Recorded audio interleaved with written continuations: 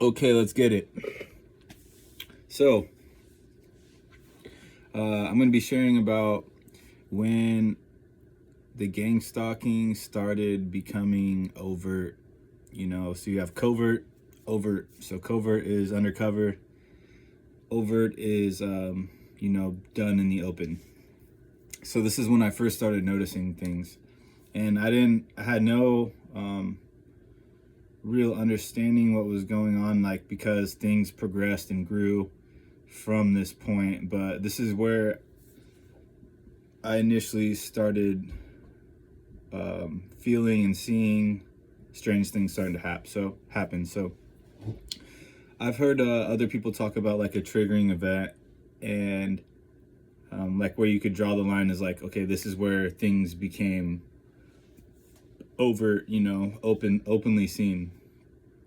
So yeah, that definitely was the case for me. So I haven't really told it from the start, so I figured I would tell the story because there's some pretty interesting things that happened, like, and even I could see how God was helping me out too in this time.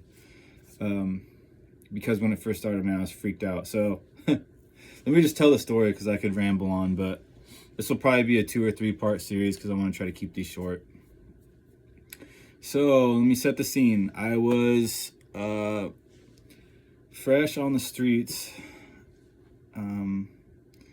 After a brief time of being clean, I had relapsed, and because of the shame and guilt, like, I was just like sick of being that person in like my family's life. So I was just like, I'm done. Like, I'm just causing a bunch of issues for people. I'm just playing the woe is me card and like victim card, and kind of like packaging up as like, oh, I'm doing them a favor, but really I was just being selfish and inconsiderate. So I know that now, but pulled away from like my family and ended up on the streets because I had a little bit of money. I'd go out there and buy drugs. Ended up staying out there pretty much. Black hole vortex got me. So now I'm like, I went out there just to buy drugs. Pretty soon I'm living there. And I'm being humbled quickly because when I first went out there, I'm like, man, this is a dirty place. And it was a dirty place. It was like rats running around and, like Skid Row, basically. And so there I am. And I'm there. At this point, I had probably been on the street, I want to say, around a week, maybe give or take a couple days. So I was running out of money, and things were going to get a lot worse for me. And this is when like the gang stalking, the targeting really hit me. I had recently got my car towed,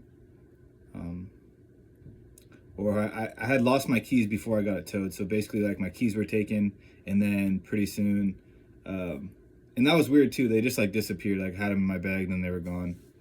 And then pretty soon I couldn't like move my car, and then it got towed because it was in a bad spot.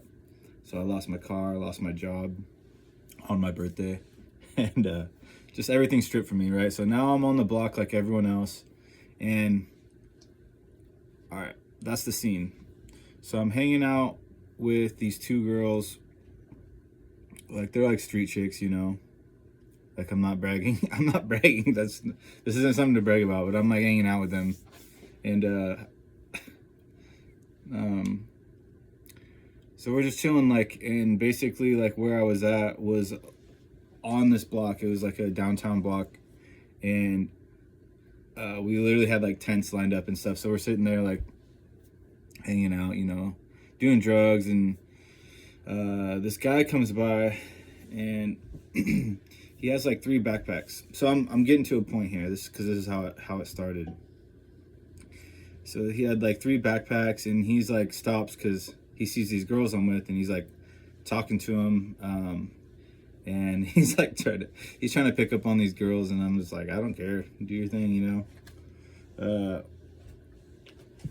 and so the dude sets down one of his backpacks, and then he's there for a few minutes and ends up leaving, right? And then I don't know, like 10 minutes pass, and I noticed this bag is sitting right off the sidewalk, you know, and I'm like, I asked the girls, I'm like, hey, is this your bag? They're both like, no, it's not mine. So I'm like, I'm gonna take this because, you know, someone else is gonna take it within a couple minutes, right? So if it's gonna be gone, I was like justifying it, you know, I shouldn't have took the bag, but I wasn't living right, you know. So I took the bag, and so I go inside a tent that was close to there. It was like one of these girls' tent, and so I'm looking in this bag, and it's got some stuff in it. It's got like some clothes, and it's got like some drug paraphernalia and some electronics. Right, had like a tablet in there, and so I'm telling all this because all this is important. Like, so it had like a drug. I'm not gonna get specific with it, but like stuff for using drugs, because I don't want this to get censored and all that. YouTube's kind of funny about things. So I had that, and then electronics and some clothing, right? So I'm like looking through it all, and pretty soon I hear this dude come back, and he's like pissed, right?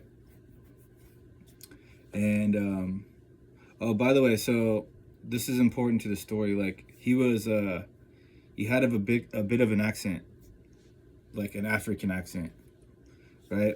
And so he comes back. He's like, hey, where's my backpack? He's talking to these girls. He's like, did you take my backpack? You know, and I hear them. They're like pretty close. You know, they're probably within like 15, 20 feet of me. And so he's like starts freaking out. He's like, where, you know, cussing and all this stuff. Where's my backpack? And then so they're like, we don't know, we didn't take it. And then he's like, oh, where's that dude that was with you? Where's he at? Where is he?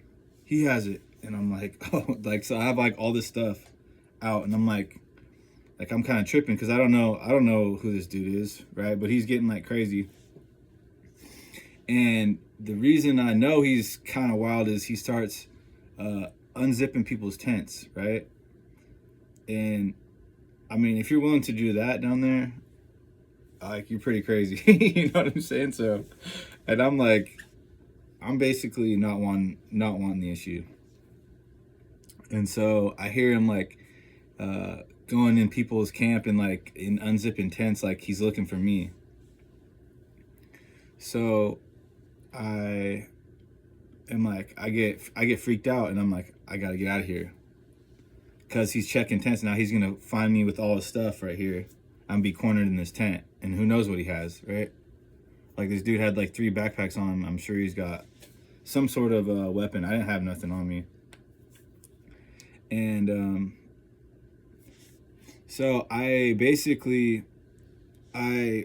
sneak out of this little spot, and I like run out of there, and dude didn't see me. I got out of there, and you know, I went somewhere else for like a couple hours, and then I came back, right? And so when I come back, all the stuff that I had taken is like, it's not where I left it, right? In this chick's tent. So I'm talking to her, and I'm just like, yo, what's going on? Like, all that stuff, where'd it go? And she's like, oh, I sold the, you know, the pipe, and the clothes are gone, but I still have the tablet. And I was like, I was kind of mad about it, right? I mean, because I'm like, that was kind of my way to get something, right? And just addict behavior. If you know, you know. So like, I'm like, you know, I kind of like gave her some crap about it. I'm like, why'd you do that, you know? And I was getting mad about someone stealing the stuff that I stole. Crazy. So, sorry, this is it's getting a minute to get to the point here, but basically, she's like, okay, she gives me the tablet back, and she's like, sorry, I'll make it up to you. And then she ended up she ended up giving me a little bit of drugs, like for the stuff that she like sold off. So we were straight with that. And so this was in the middle of the day. Okay, I'm at 10 minutes. I'm gonna make a part 2 because I'm gonna be moving around today. So watch the next part because the next part's gonna be where I talk about where things started. This is just setting the scene.